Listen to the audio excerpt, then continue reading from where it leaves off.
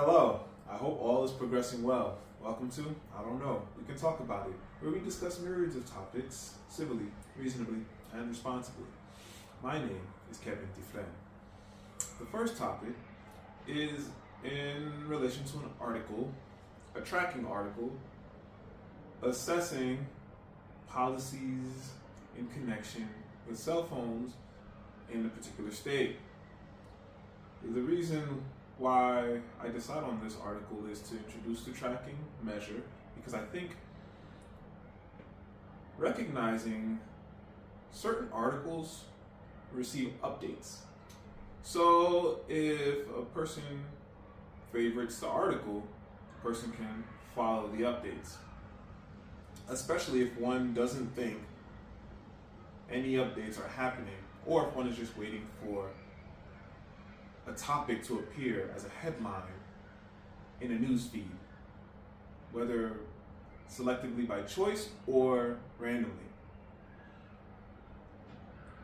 Additionally, I like the tracking article because I can look at how different states are applying measures,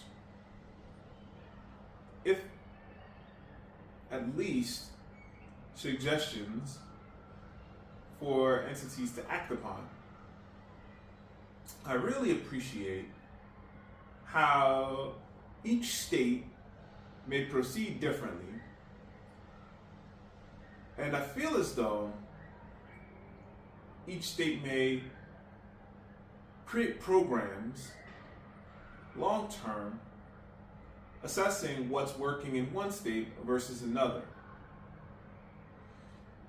I have my personal progressing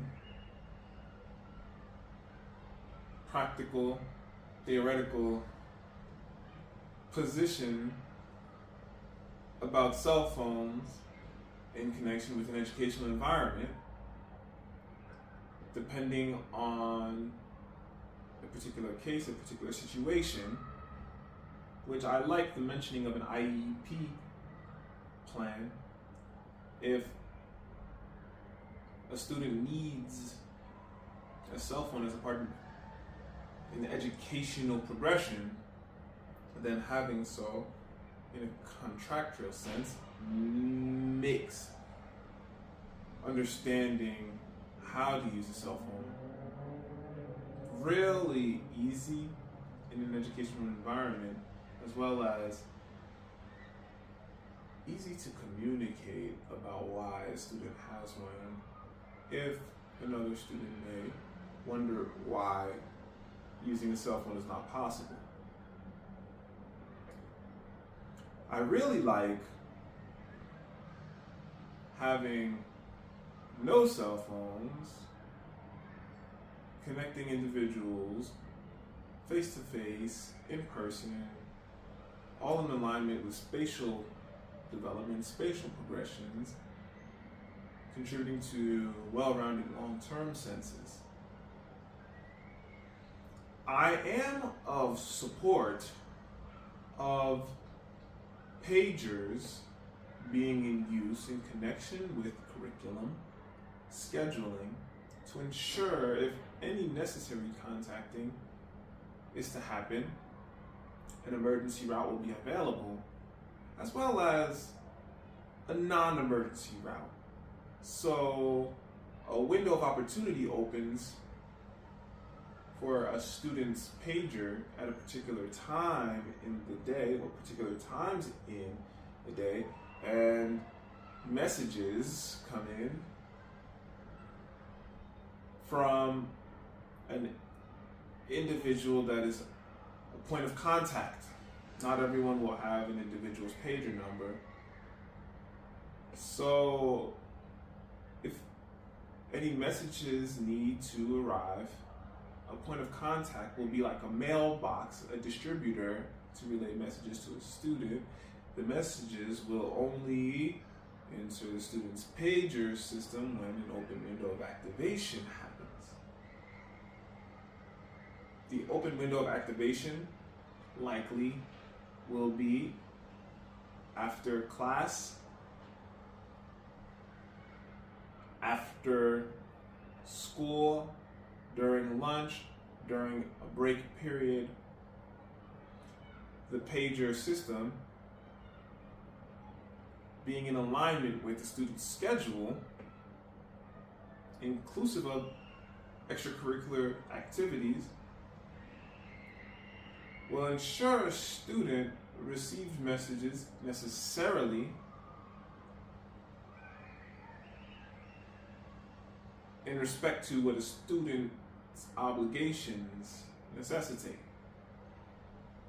I feel a standard of the sort allows for individuals to stay in reasonable connection with what is necessary and can assist an entity working within an educational atmosphere to better connect with any in the space without, if at least with less distraction, even potential for distraction. I don't think a pager costs as much as a cell phone, and I feel as though a system in connection with timing and activation may be easily implementable. Then a system being so cost effective may be applicable in a larger scope, especially for any seeking to mitigate cell phone use in order to elevate well-rounded progressions. I'm not against using technology, though I think in addition to any entity supporting cell phone use, a measure of teaching how to be socially literate, cell phone literate, media literate, medium literate, will greatly benefit any atmosphere choosing to adopt cell phone usage as a part of a curriculum, or if just in general.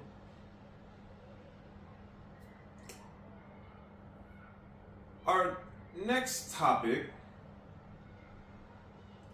is about how individuals, entities in educational atmospheres are assisting with grieving, assisting with grappling creatively in myriad ways, personally, respective to tragedies in schools in connection with shootings. Grieving happens. What happens when decades proceed and individuals feel then, now? How does one initiate engaging futures with what is most necessary now? I feel like teaching how to grieve, processes of grieving, healthy processes of grieving, may prove beneficial, not simply in an immediate sense, though in a long-term sense. Additionally, I wonder how much is correlative versus causative. Due to what carries history, one may proceed to navigate how anything carrying history might be affecting modernity of a space. How much of history is affecting the modern space versus how much of anything else is affecting any in a modern space? I feel as though being in the middle ground of teaching how to process in myriad forms allows individuals to understand how to self-cater, self-heal, amidst whatever might be affecting one. Whatever one might feel is affecting one. Whatever one might be connecting to that makes one respond in a particular way. Understanding how to process is a part of processing. Processing is a part of processing. Teaching how to process is a part of processing. All three are very different. So I think having individuals that are able to cater to well-rounding individuals in such a regard may prove very valuable in long-term senses. Though I feel as though being mindful of what might be correlative and causative is quite necessary, especially if measures are in place that students are aware of. Another part of processing is becoming aware of what one may do. So as one understands how to self-heal or to strengthen forward, one may better understand how to navigate through understanding what one may be able to do, where one might be able to join a community, where one may be able to better support one's beliefs, one's rights, not just simply for yourself and the community, though in a way that will build a better future. If a community is building via writing a bill or via supporting a local network that is in need in a way that individuals that stand for particular beliefs may assist with, then help those in need of how one may in the overall realm of whatever is connecting to whatever one's beliefs are. There are ways to make a better future, which I think is a part of the processing. One will not always process what is in that moment. One needs to process evolving toward a better future. So I feel as though the processing aspects are of an intermediary grounding toward better, and will be far more effective if with a gauge toward the future, an assessing of what may be toward the future to prevent and to make better, to make safer.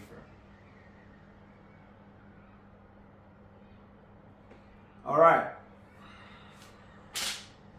we're going to make some origami now. Today we're going to make an origami fox face. Origami fox face. This is not very different from the origami fox puppets in name, though quite different in fold.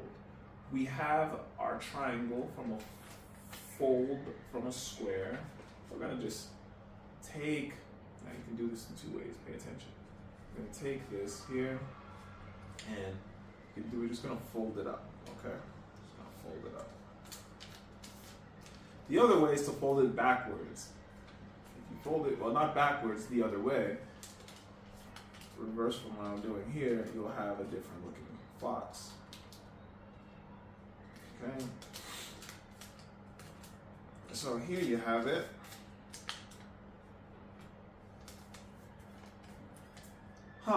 What do you know? You can proceed from here in different ways. You're gonna need a pen for this. So I'm gonna grab a pen. And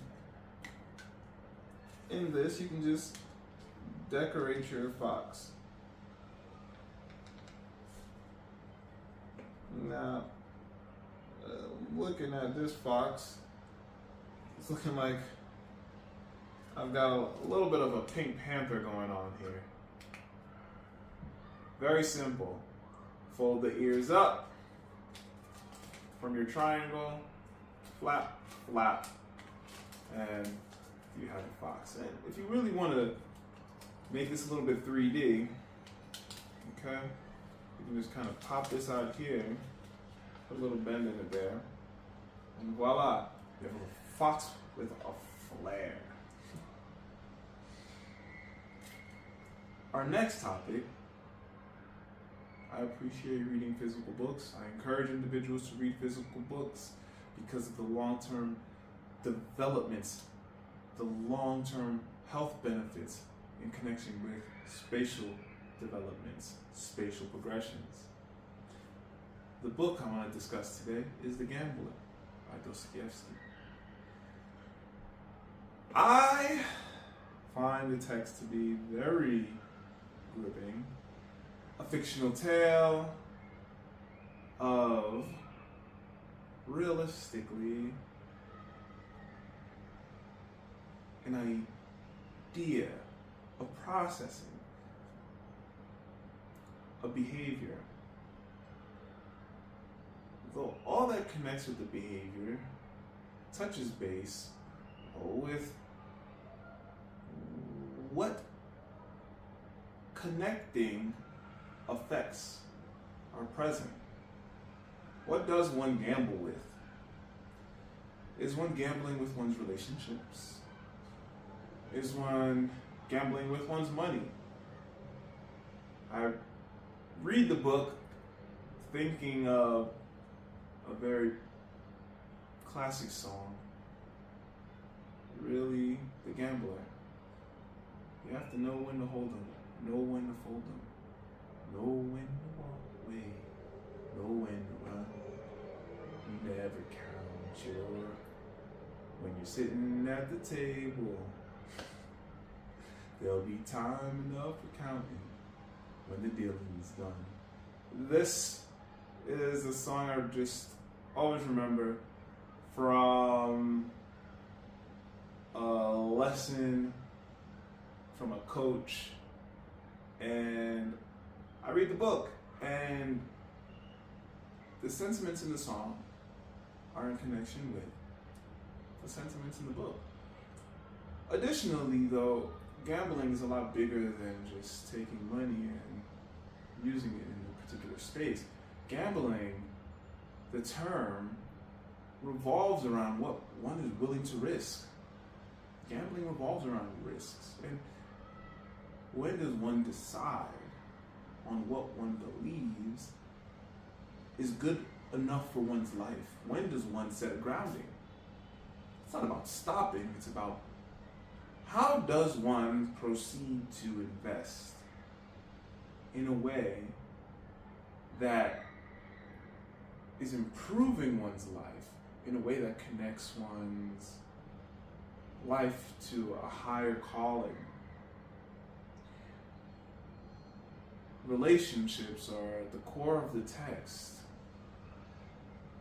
Love, romance, money. What is enough? It's not about when is enough alone. What is enough? And the gambler proceeds to dissect different personalities interacting in connection with the behaviors individuals choose that prevent them from being worthy, in order to ground a reader in assessing what's valuable, what is worth, what is the world outside of what seems to be all-consuming. Oh, I really appreciate the text. When is enough enough? Okay, we can look at that. What is enough? What does one value? How does one assess one's life?